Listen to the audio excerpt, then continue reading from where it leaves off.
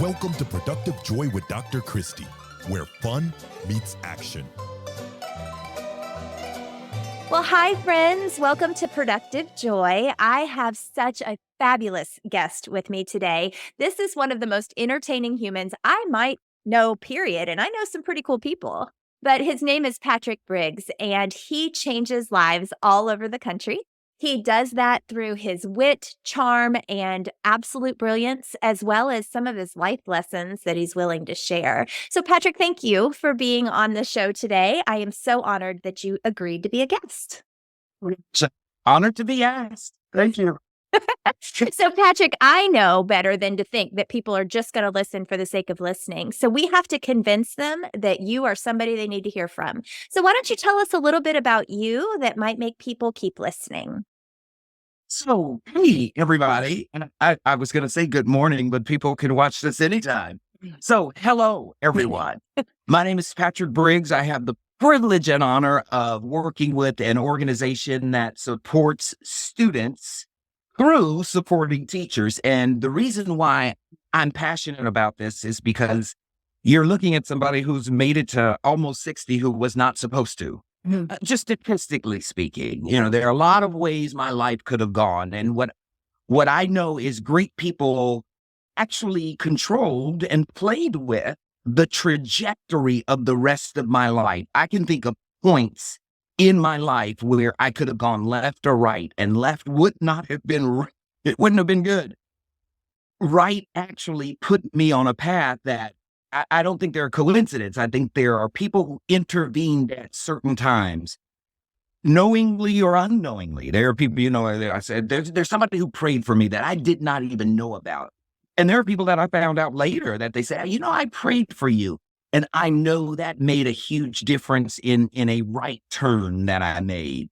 So for me, I'm the type of person where, I grew up just thinking this is what happens. But now looking back, I know that there were certain points in my life that decided for me where I would be at almost 60. And that's what I really want people to understand is not only can you control the trajectory of the rest of your life, but there are a lot of people out there doing certain things. Sometimes it's not in your best interest, but when you're put in a position to where you're going to go left or right, you have to have that tenacity to say, you know what, I'm going to go right. But at the same time, there are people who can help you do that. And so for me, just growing up, wanting to do whatever was the right thing, wanting to do the good thing, I was the type of person who people helped me along the way. I know I call them bridge builders, people who actually crossed over and left a path for me to take. And I'm just so grateful for bridge builders in my life, because there were a lot of times where I couldn't get across that river, but somebody built a bridge for me. And I wanted to dedicate my life to being a bridge builder for people. Well, gosh, Patrick, you are such an excellent bridge builder. And for those that don't know Patrick well, Patrick goes all around the country and speaks to educators. Around the world. Well, yeah, that's right. I forget. You get to do Australia. Some of us don't have that privilege. But all over the world, you are convincing educators to do right by kids and be bridge builders. And so I'm curious what advice you would give to the people who are listening who really want to be a bridge builder but aren't 100% sure what that looks like for them. What are some examples of ways that people can build bridges, whether it's intentionally or unintentionally? Yeah. So the best way is to have the moral imperative to do it, because you have to think about what is your reason, what is your why. You have to be centered and grounded in your why. What is your personal mission? What is the mission for the organization for which you have the privilege and honor of working? What is the mission of why you get out of bed every day? And I actually get out of bed every day because I have this moral imperative to make a difference in the lives of kids, because I know what great adults did for me. So the first thing to build a bridge is you have to have the why. Why are we doing it? I live in New York City, and And we have a lot of bridges. There's the Brooklyn Bridge, the Washington Bridge, but it all started with why. Why do we need this great structure to cross the East River? And then when there was that imperative of why we needed it, then it was like, okay, then let's get the materials, let's get behind it, let's get the funding, let's get the resources. But you have to start with your why, because if you don't have a moral imperative to do it, if you don't have a why behind you, then, when it gets tough, you're going to be like, you know what, let's just, there are abandoned bridges all over the place. That's true. And I like to think that it was because there was not that immoral imperative, that why, that this has to be done and there's nothing that's going to stop me from doing it. And what I do is I look back and see who's behind me. Mm. And as a bridge builder, you have to say, yeah, I really want to get across there, but I'm not going to always be here. I want to make sure that the people I'm looking back at have an easier path. Because, yeah, it was hard for me to cross that bridge. It was hard for me to build that bridge.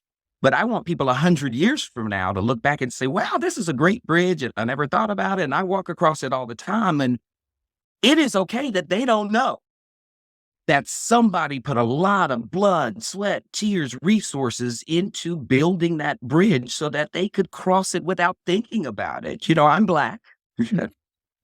I'm not bragging. In case you're not watching, that's, yes. Yeah, I'm not bragging. It's a fact here. I am the dream of the slave. I look back and I bet the slaves are just rejoicing wherever they are.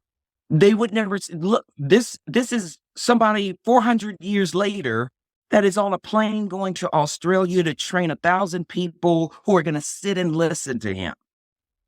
They were thinking, I like to believe, they were thinking, yes, we're sitting through 400 years of slavery. I like to think they were actually looking back, that this is not always going to be the case. Yes, I probably am going to die a slave. I don't see the future, but I am laying these planks down because I can see what's behind me. And it's not always going to be like this. And there's going to be some guy named Patrick what year is it? 2024.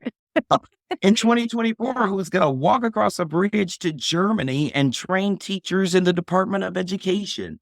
There's going to be some guy that's going to be on YouTube. That, of course, they weren't thinking that. I like to think they were looking behind them for me. That is never lost on me. There are times when I'm walking and it hits me. If this isn't the dream of the slave, I don't know what is. Wow. So I think I owe it to the people who built these bridges for me to continue to walk those paths and build bridges for others. Because 300 years from now, I think the world will be still spinning. I'm not going to be here on it. Me either. But I want people to, right. Yeah, I don't know if I want to be 300 years, but there are people who are going to be walking across bridges that I built. And I'm going to be looking down saying, I built that. Did that. And you have no idea. But which is actually the point. I want them to walk across that bridge and have no idea, because I know people did it for me and I have no idea, but at least I'm cognizant about it. I know it. I think about it. Patrick, that you just took us in a lot of different, really positive directions. And that was what I was hoping would happen. So you talked about building bridges, but that's true in every space of life. Like, we build bridges for students through building bridges for educators. Yeah. However, people who open businesses are building bridges for the next generation, for their children, for whomever, or people who are willing to try something for the first time and are a little scared are making it so that the people behind them can try it too, and they'd never think about it. I think about my own kids and, where they are at 22, almost 23, and where I was at 22, almost 23. And I think, okay, there have definitely been some things that I've shown them that they just assume is the way they're supposed to do things versus, okay, this is brand new. I've never forged this path. So I think that really leads nicely into the question I always ask. And that's, you've built some pretty great bridges, but you did so because you chose those to be the bridges you wanted to build. So my question to you is, what would your definition of productive joy be in that same vein of building bridges? Yeah.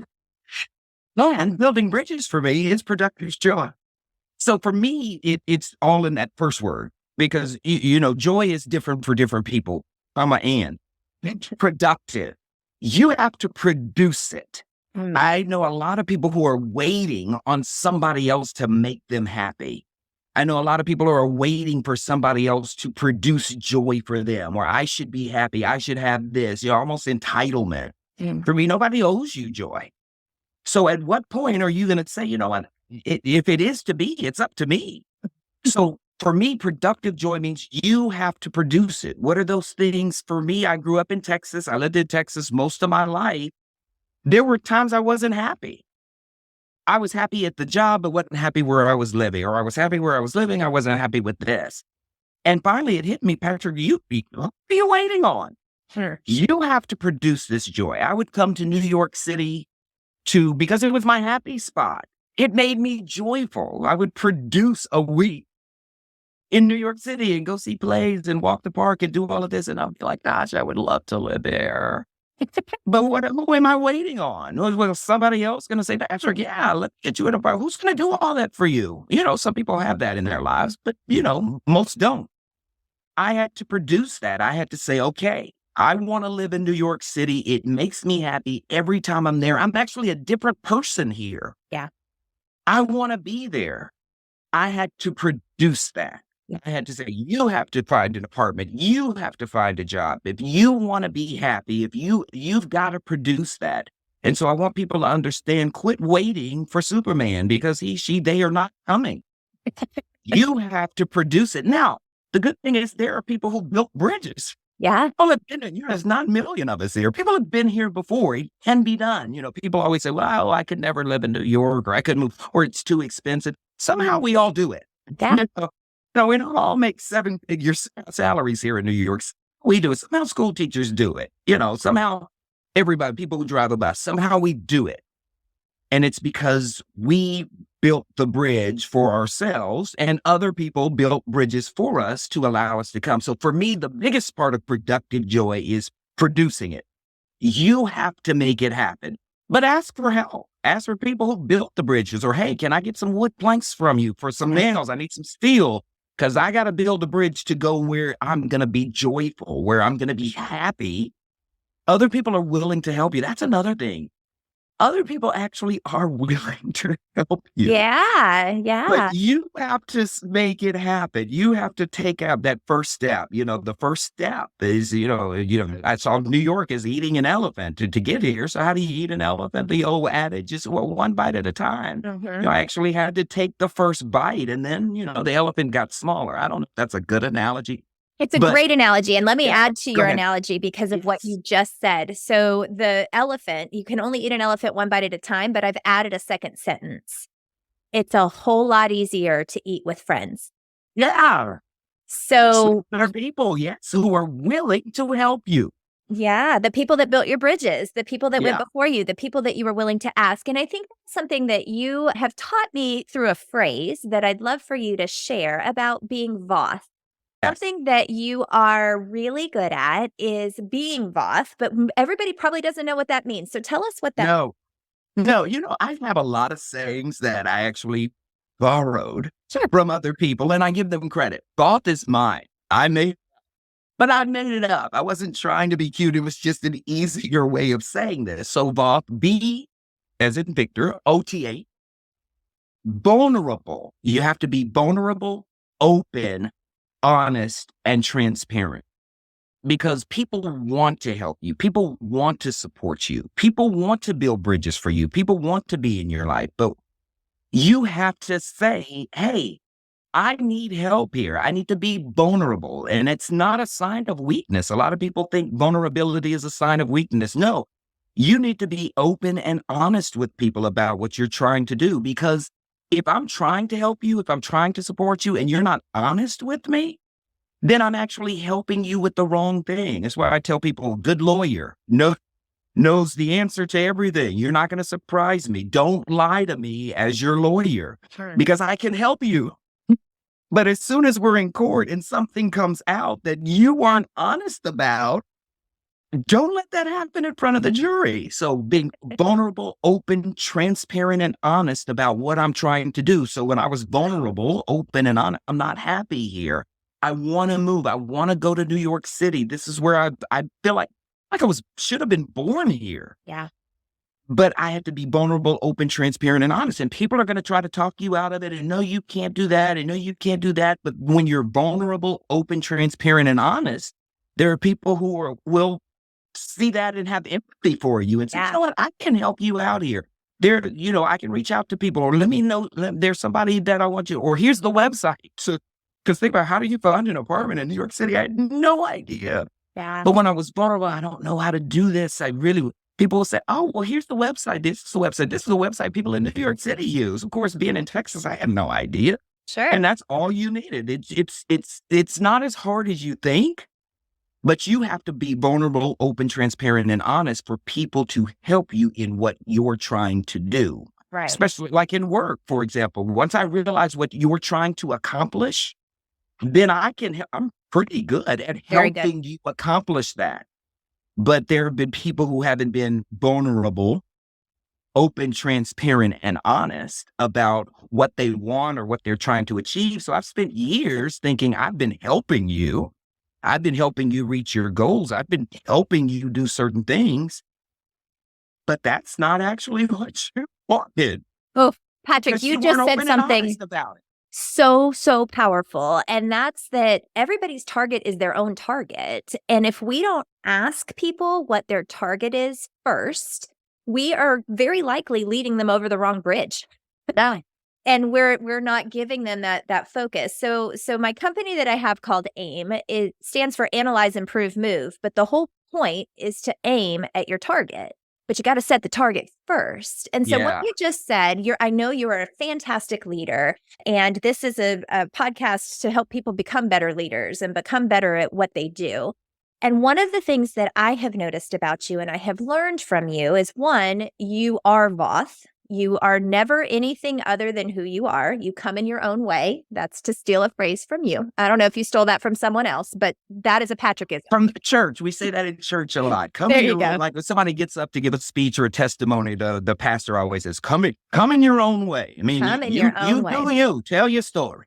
Well, you come in your own way. You are not afraid to be who you are. And then you listen thoughtfully to others about what it is that they're trying to accomplish, making that target very clear. And then you help lead them. And I've watched you masterfully put your attention in that space. But you also said something that I think leaders need to hear too. And that's that if you don't ask, you are making assumptions that could very well be more hurtful than helpful. Yeah. And that's a problem. Do you want to go further with that? Because I know that you have learned a lot in your 20 plus years in the company that you're in, but also just in life. What lessons have you learned about how to stop making assumptions and start asking so that you can help people? So what we have to understand as leaders is everything is not everything to everybody. I mean, break that down. Yeah. Like right now, I have the privilege of having 4 people who report to me or kind of through me. They're 4 totally different people with 4 totally different interests and 4 totally different aims. There are certain people who would like to maybe advance in the company. There are people who are like, I'm good right where I am. People who are like, well, this job is a place where I'm just kind of settling right now. I actually want to be something else someday. And you almost have to be all things to all people, but you have to know their target. Yeah. You have to, and then it's that aim. I love what you said, because then the movement is a big part of it. So as a leader, there's one thing where you can lead people to it, but they're going to have to move themselves. People say you can lead a horse to water, but you can't make him drink. You can put a whole lot of salt off in his oat bag. Right. He'll drink. You can drink. You can make a horse drink. I can make a horse drink. Yeah. Give me a whole jar of Morton's. We'll make it salty. Yeah. But then it's up, they have to move. They have to make that movement. So a lot of times about being a good leader is you kind of have to push them as well, because sometimes they just don't want to move. So once they're vulnerable, open, transparent, and honest with you, and you understand what each person is trying to accomplish in the realm of doing their job as well, because you have to support them in doing their job, but you also want to support them in the bridge they want to cross. Right.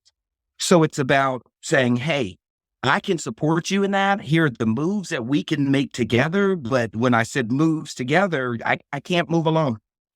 Nope. Yeah, there are times I will push you. There are times I will be trying to grow you. I will put you in the sunlight. I will water you. But at some point, you've got to stretch towards the sky. Yeah.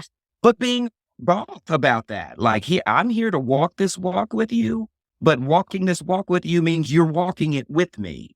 And just being very both about that. I am going to get you to your target. I have a track record of building people. Yeah.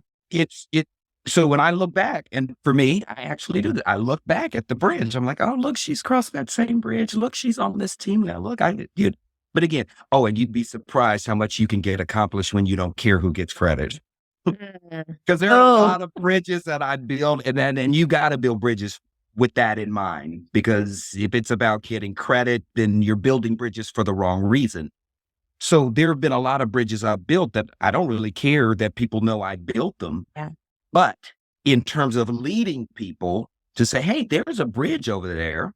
I built it, but that's not important. Yeah. There's a bridge over there. I want you to cross it. Here's everything you need to cross because you said, if you were honest, that's the bridge you want to go on. I am going to help to get you there. It doesn't matter that I built it 10 years ago. I want you to cross that bridge because I know what's on the other side and helping. And that's a big part too of being a leader. You have to set the vision. Absolutely. Because they don't know what's on the other side.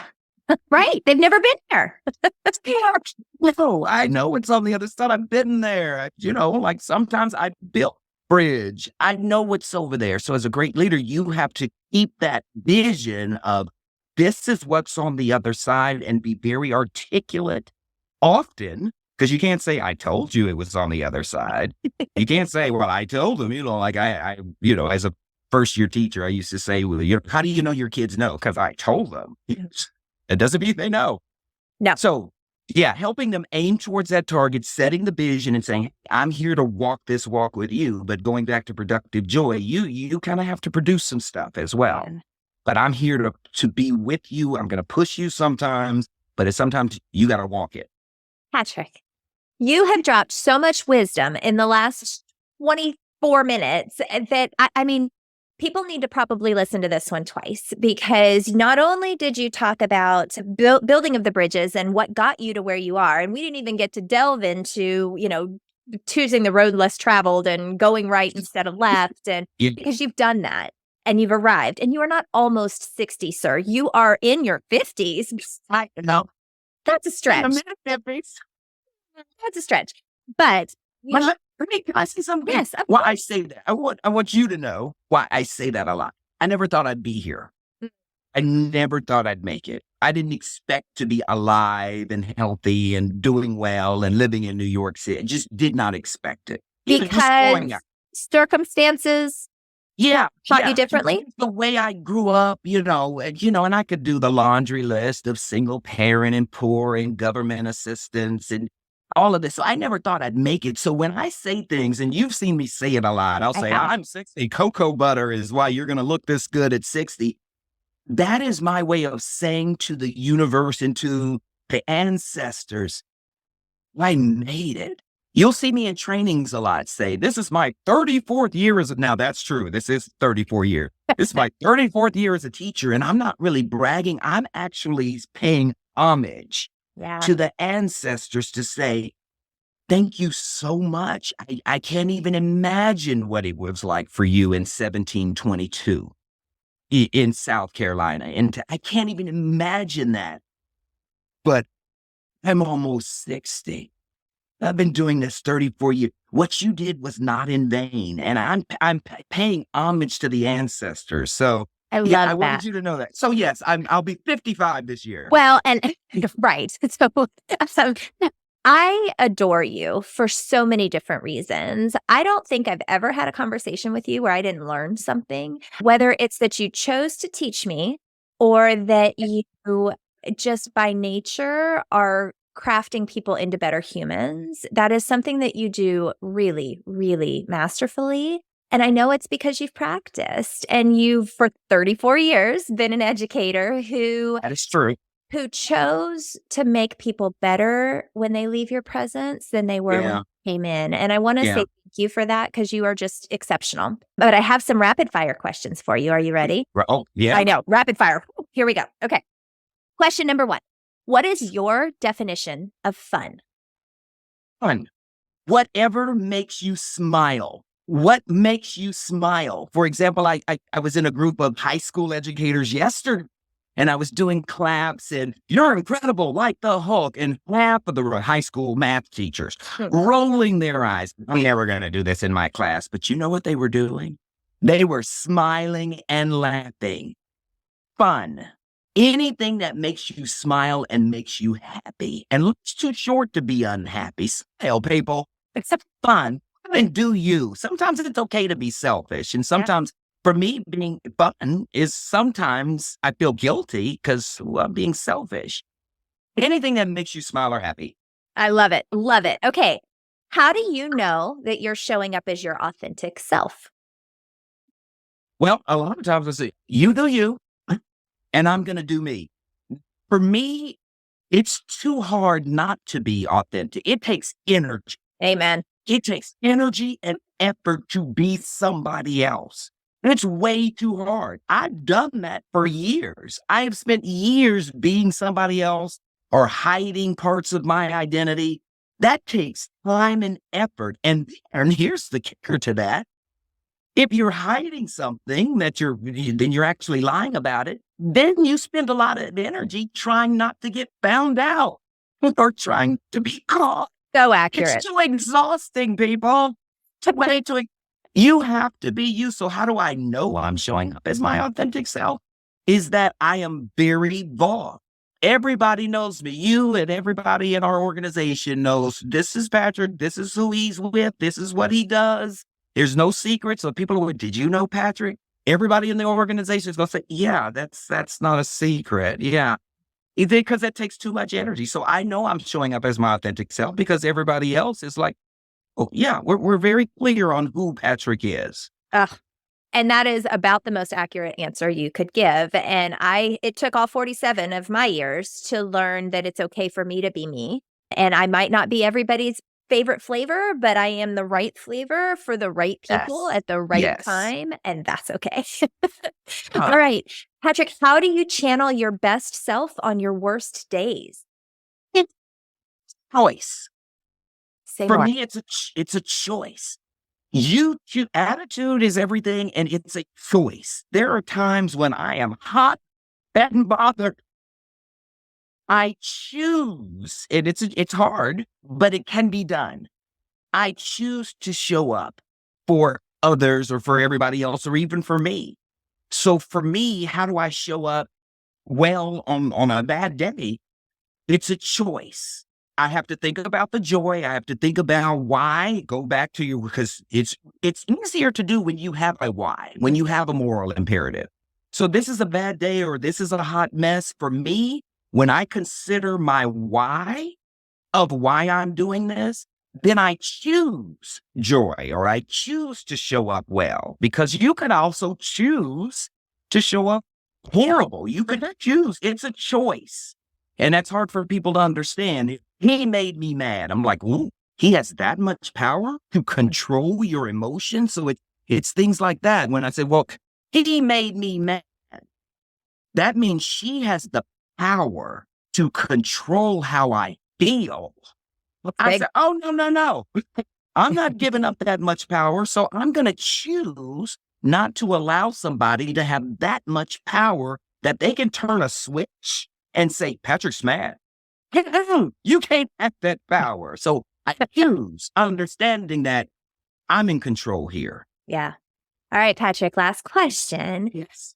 If people can only remember one thing from this conversation, if they only gather one nugget of wisdom, what's the major thing you want people to walk away from this podcast knowing? One. I know. You said so many. Yeah, I'm going to rapid fire. You are always building bridges.